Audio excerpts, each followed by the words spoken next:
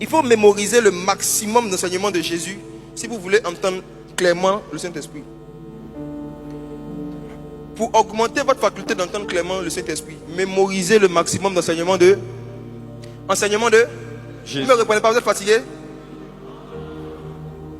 Maximum d'enseignement de... Jésus. Pourquoi je dis ça?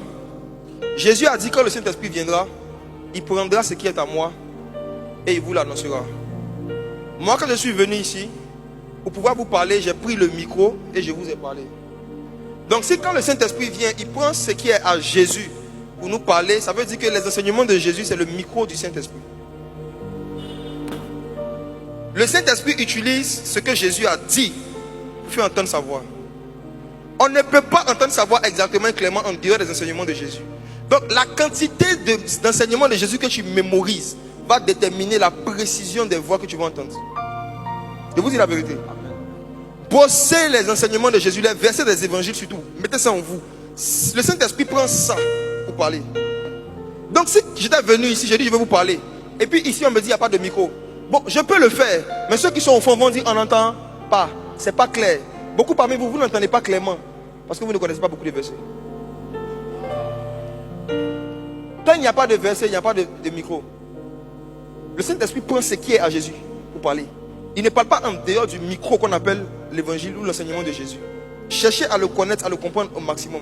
C'est pourquoi les gens sérieux dans le prophétique, qui prophétisent vraiment sous l'inspiration du Saint-Esprit, il y a des sujets de prophétie dans lesquels vous n'allez pas les trouver.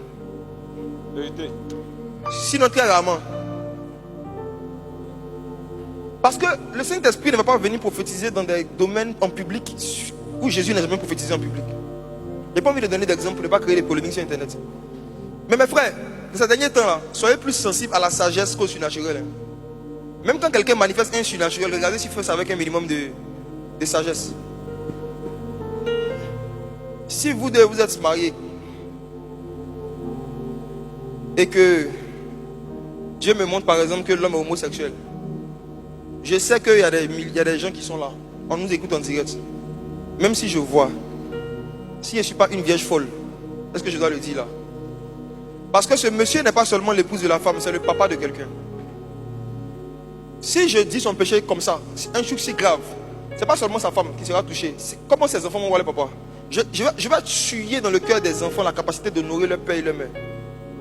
Il y a des informations que les enfants doivent pas savoir pour garder leur capacité à honorer les parents. Il y a beaucoup de manque de sagesse souvent dans les façons de pouvoir divulguer certaines informations dans le prophétique et parfois ça détruit, ça n'édifie pas. Autre pratique, après le fait de mémoriser les enseignements de Jésus.